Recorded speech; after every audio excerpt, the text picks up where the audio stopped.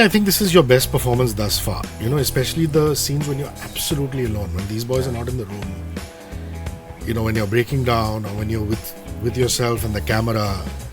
And there's this one particular scene, I mean, it's not even a spoiler, where your parents come and you've obviously fibbed to them saying you're going in for a work call, a Zoom call. And you've actually gone, done a change, done a photograph and come back. And I'm like, how often do we do that shit? Yeah. You know? And that's a very poignant moment. I wonder if you felt that same way. I mean, sometimes audiences get moved by things, but actors don't. No, I don't know if it did. I feel like the audience also gets moved because it does resonate with the actor, and it felt very real for me. A lot of those things that happened, especially the relationship with my boyfriend in the film, you know, that insecurity and that vulnerability and that feeling of loneliness and holding on to something so tight. These are feelings, heartbreak, these are feelings that I've, you know, felt in my life before. So, and I didn't know how strongly I had felt those things until I played Ahana, and I was like, this is really coming from way too real a place, you know. But it was very helpful for me because it was cathartic in a way, you know. It kind of helped me let out a lot of feelings because I don't do that often. I'm like a alone in my room crying sort of person. I don't like to show emotions too much in front of people, but we're lucky that we're actors and we have like an outlet to let those emotions and those feelings out. But it was very relatable, and a lot of people are also, you know, finding that relatable, especially this line that I say in the trailer, which doesn't actually have to be only about the relationship. It's about, he's like, why do you keep looking? And I was like, I don't know, I can't stop. And I feel like so many of us feel that way. We're in this loop and this trap and we don't know how to get out of it, you know. We're looking at things, we're buying into things that aren't really making us happy. It's just making us sadder, but we're in it, you know. We can't really get out of it.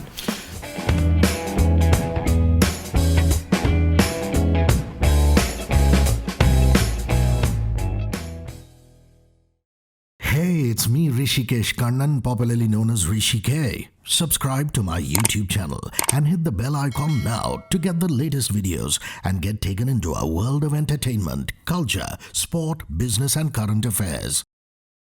Guys, it's a Christmas treat, 26th of December. 26th of December on Netflix. It's called Kho Gaye Hum Kahan. It's a really sweet film that you needed this Diwali, Christmas, New Year season. I have Adarsh, Ananya, as well as Sid with me. What's up, you guys? All good, sir. How are you doing? Now, I know you're really passionate about music, and there was a time when you were trying to get better at the guitar. You told me. And I see you doing your version of one of the tracks. And this is it's a fantastic soundtrack. It is. And I'm listening to it saying that Adarsh would have wanted to be on it. I really tried selling myself. Vocals. I really tried selling myself. It didn't work. Didn't work. We tried to sell a package deal also at one point. Yeah. Like, we'll all sing. I really hustled. I tried everything. It didn't happen. Like the Backstreet Boys and the girl. We wanted our own Senorita version in our film. Because he can sing, I can rap, she can sing. Correct. So we could have done something. Yeah. But let's see. Well, next time, at least you know the people you have to go after. Yeah. You know, Ankur, you know, these guys. But part of the reason why I really like the film is because it talks about what we are sucked into every day of our lives. And suddenly the film made me think, how deep am I into this social media tangle, this mess? How much am I really doing for myself? How much am I doing for people who listen to me or watch me? And how much am I just doing Zabardasti? And I came up to the conclusion that a lot of the stuff I'm doing is just random, which I can do without. Did you go through that kind of catharsis, Ananya, at any point after this film or during it, saying, I'm diving too deep into this? Yeah, I think a lot of it is coming to me now, and I do think it's a byproduct of the film that we shot, because I was exactly like how my character Ahana is. I had this whole spiral of seeking validation on Instagram. I used to be very excitable by people reacting to my stories or liking my posts or commenting. Everything would be about that. Everything would be about posting. And even if I went somewhere, you know, the typical take your picture of your food. On a holiday also, I'd be taking pictures. And at least this year, I don't know what exactly the reason is. I do attribute a lot of it to the film, but I feel like a lot of change has come and I've come to realize these things, and I'm kind of focusing on what truly does make me happy, because that happiness is very fleeting and it's not permanent and it's not real. You know, you kind of have to snap out of it and spend time with people that actually matter and focus on the real relationships. You know, how connected are you actually with people? That's something that I'm figuring out this year. So I believe Arjun was DA to Zoya and Gully Boy. Yeah. So were you guys mates at that point in time? Normally it happens, ADs or DAs will always come and talk to the young actors. Say, man, I've got a script idea. Do you think this is going to happen? Yeah. Did you ever discuss script ideas at that time?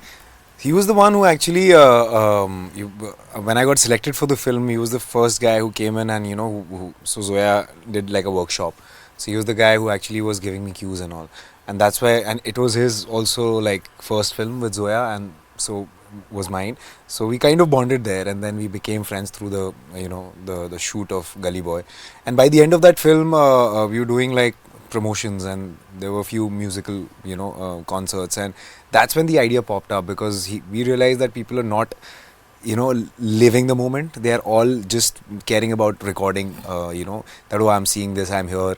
So, to kind of seek validation. So that's when the idea popped in his head, and then straight up, I didn't see him for a year.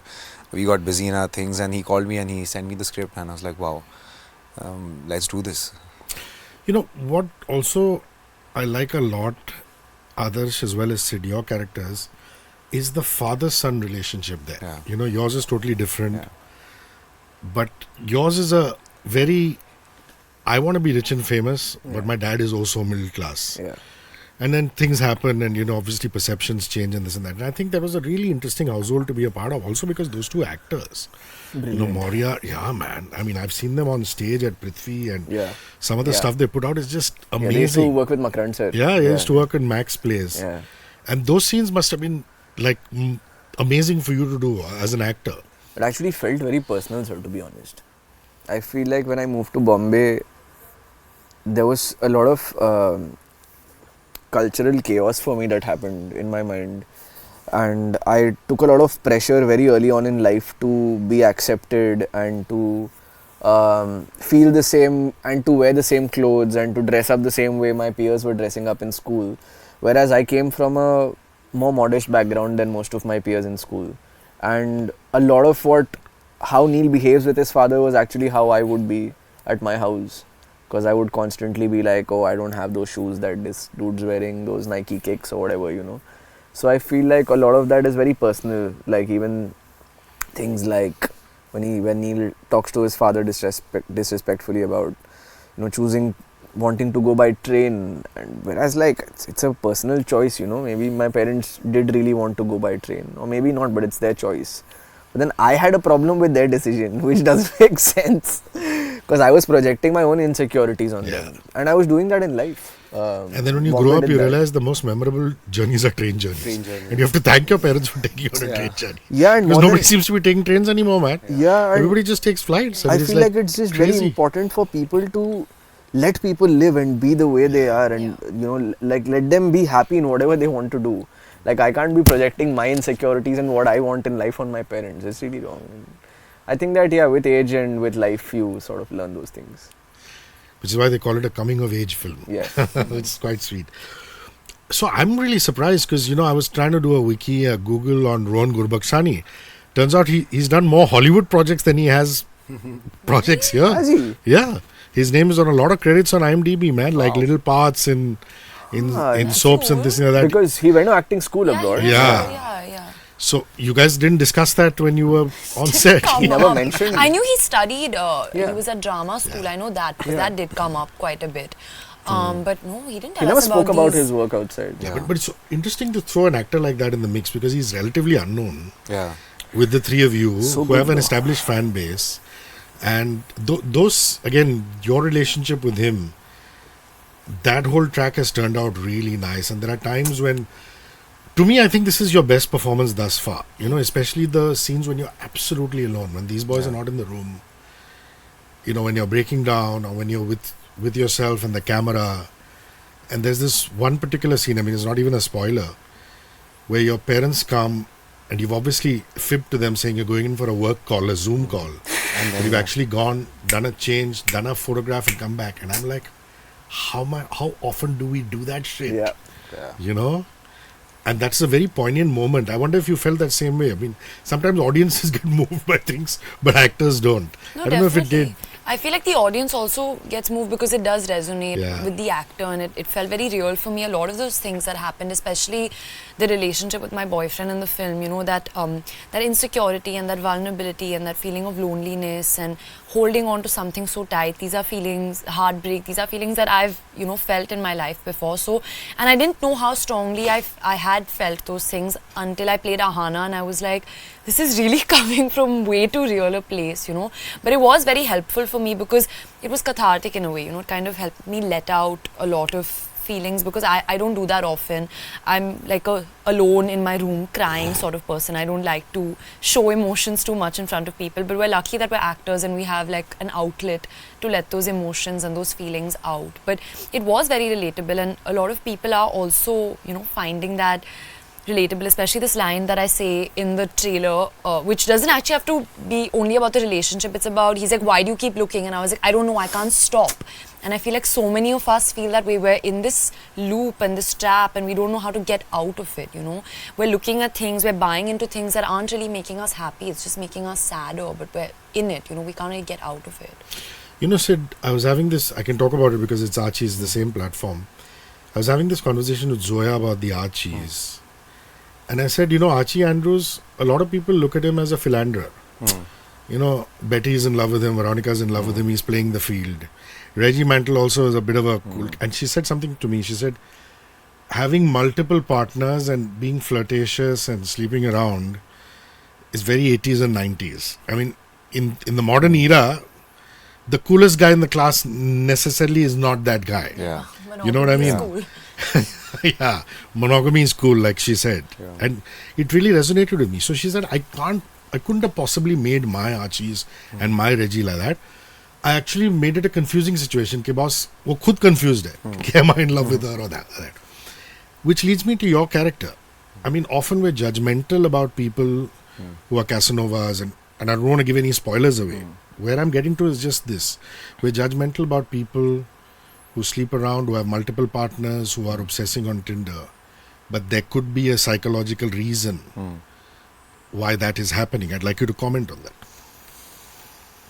Don't put me in the spot. No, without giving things away. I mean, it's just... I mean, see, what my character believes or what my character's journey is completely different from how I am in real life. In fact, most of the characters I've played till now have not been any close to who I am. I'm a guy who believes in monogamy. I'm a guy who... Do you judge people like Imad? Do we judge people like Imad?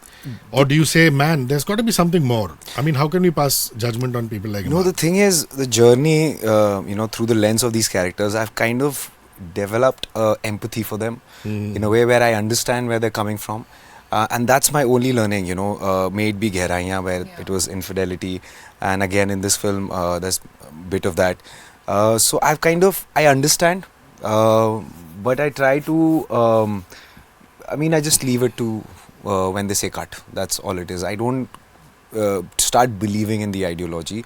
Or, yes, I understand everybody has a personal journey and they have their personal problems, and because of what their actions or their choices are, you know, affected. But for me, that's the fun of being an actor. Like, you can actually step into a person's shoes and actually see the world through their lenses, and that's something which I love about my job. That not being able to be myself, and that's my escapade. Other than that, I can just feel for them and I can represent them because I've played those characters, but I don't know. In my life, as who I am, it doesn't give me peace to be doing, things like that. And because I have come from where I come from, I've been raised by two beautiful people, my parents, very functional family. So for me, the idea of love is that, I want to grow old with that one person. And I see, whenever I look back or look forward to who I am with, I always see myself sitting on a bench with like wrinkled hands, old people, listening to music someplace. So for me, that is the idea of that. That's for Siddhant. That's Siddhant. To me, also what I felt through Adarsh, your character, through Neil Pereira's character, is how easily we judge influencers. How easily we judge maybe even the Auries of this world. Again, let's not get into spoilers, but I like the fact that Neil then understands ultimately. You know what I mean? He understands why a Lala or an influencer does what they do. I mean, it's a job at the end of the day. You know, they have to create influence, they have to increase their followers. It's almost like a business, you know. How, personally, how do you, like Adarsh, view, what do you think of influencers? You're not an influencer, but I'm just saying. So I also would like to add that yesterday when I was watching the film, I realized that after a very long time, the credit of being the biggest asshole in a film was taken away by Rohan, which I'm so glad about, because after every film that I've been part of, people walk out hating on me, being like, you were such a creep, or you were an asshole, or you made me angry. And for once, it felt really nice to not make people angry.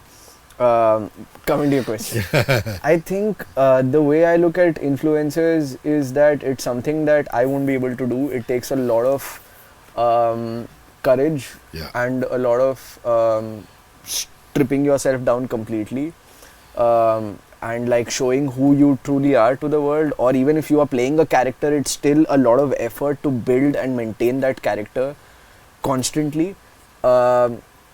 Interestingly, Lala had a very good backstory that's not part of the film. But the backstory actually was that she comes from a very middle class family, used to work for a call center, and she pays for her sister's education. So there was a scene in the film that's gotten edited out where she has a conversation with her mother, and the only thing her mother is asking her is that, have you sent the money for the fees? She doesn't ask her, are you happy? What's up in your life? You know, no life updates. It's straight to the point. She's like, पैसे transfer कर दिए क्या? अच्छा और add क्यों नहीं किया इस महीने? That's all she's concerned about. So to me, again, as you spoke about him, right? Like there's so much backstory to why people behave a certain way or to what a person has chosen to do in his life. You know, so maybe for Lala it was coming from a very financially insecure place, and she found some comfort in being an influencer, and she was good at it, and she did that. The beauty of having platonic friends like, you know, this gang is that I've always felt that the woman in the gang is the most mature one. Especially when the guys fight. She's the one who sees through it, saying, this is so petty and you know, this is such a He-Man kind of brawl. You know, why are you doing this? But at the same time, she can be quite foolish in her personal life, which is where these guys turn around and call her out and say, you know, how's it going? And the movie must be nostalgic to you, Ananya. I mean, all of us have had these wonderful friends who we went to school with, hung out with, you know, gave hugs to, and this and that. So, did a wave of nostalgia sweep over you when the script first came to you? 100%. I think that's what drew me to the script, was the sense of nostalgia. Even though it's a film so modern and today, there's so much nostalgia attached to it. You know, be it the way that we dress and the art and everything about it, the old Mumbai feel to the film. So a lot of it reminded me of my friendships, because like Neil, Imad and Ahana, I've grown up with the same friends, and I'm still friends with my best friends that I was friends with since we were young. And there are obviously fights in the group, and there are dynamics that are constantly changing, but everyone always comes back to each other, and you know, you're still rock solid. And at the end of the day, like, I think all of us want people to leave this film and feel like, I just want to go and hug my friend, you know, because at the end of the day, that's the most important thing. That's what's kept me sane in my life so far, is the friendships that I have. And what I found interesting about Ahana was actually that she's so strong when it comes to her friends and the work that she does, and she's so sorted as a person, but then when it comes to love and her heart, she's a mess, and she's weak, and she's vulnerable. And that's relatable to me also, I think, as a person, Well done on the comedy, man. Yeah. And I remember when Sapan used to be part of a group called East India Comedy. I used to keep inviting them into studio, do gags, you know, laughs. Of course, we had to tape them because we take out the expletives. But it was just great fun. I used to do some VOs for their shows and things like that. There was him, there was Saurabh Pant, you know, a bunch of them, Azim Marathwala. And I know that life is totally different. I mean, those guys are just fantastic. Was all the writing done by Sapan, or did you also add, once you got those lines and said, maybe I can bang it here, do a punch here? Did you add in terms of lines? I think it was primarily Zoya and Arjun who knew what they wanted to say. And then it was Sapan who kind of, you know, put those pointers there that these are the jokes. So you want to address a certain thing.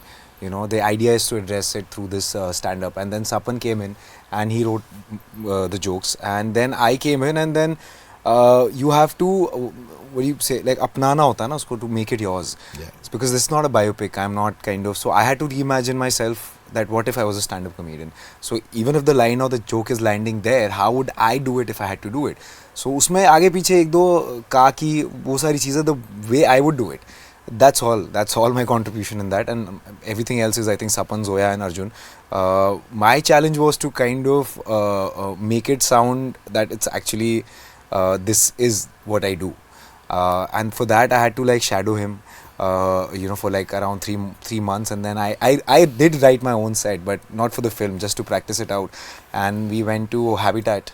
In Bandra, nice. And I just went. He was like, "You need to perform." Like an open mic session. Yeah, so I just went in, and obviously we had taken the phones out so that nobody records it. So I did like a couple of those, stand-up gigs with my own set. You know, I had written my own set, and it was well received. So I was like, okay, then I gained a little bit of confidence, and then we tried one with the jokes of the film,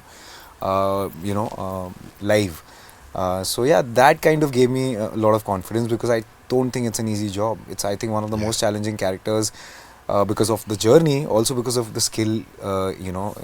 He's a stand-up comic. It's not easy. I mean, I thought rapping was difficult, and then this came my way. And trust me, the first time I went up on the stage to Habitat, and I was like, oh my, how do I, and you have to keep saying, and the silences are haunting. Yeah. Like you say something so that they laugh, so you just say something. Oh God, I can't even imagine. So yeah, and then I made my, way through it. But yeah, I tried. What I loved about the film is that it deals with his crisis in a humorous manner. Yeah. I'm not going to say more because it's a spoiler, but I just thought that crisis was dealt with so beautifully. Yeah.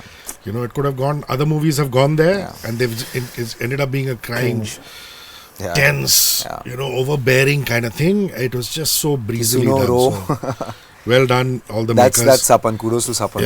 Yeah, I mean, my last question's got to be about.